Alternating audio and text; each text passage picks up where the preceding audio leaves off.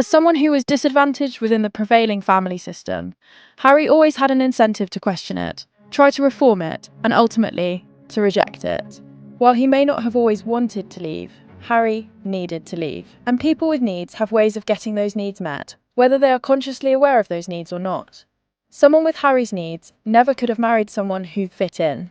How else would a marriage to him, someone who needed to leave, even work?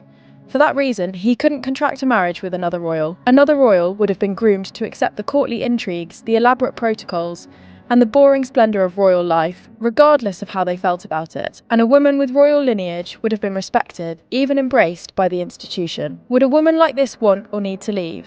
Probably not. He couldn't choose a member of the nobility, either, at least not one who was invested in her status as a noble.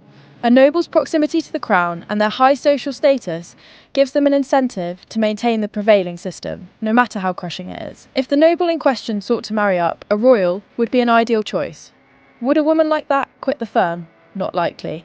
For that matter, he also couldn't choose a socially ambitious commoner. A commoner trying to net a tiara and a title would have a strong incentive to simply endure the stultifying environment of a royal court.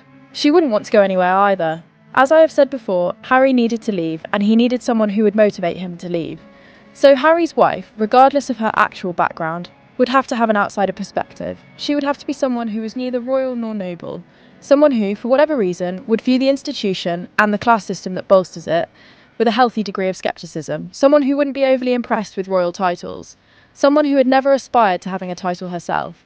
Someone who asked questions. Someone who already had a strong sense of identity. Someone who could survive outside the royal fold.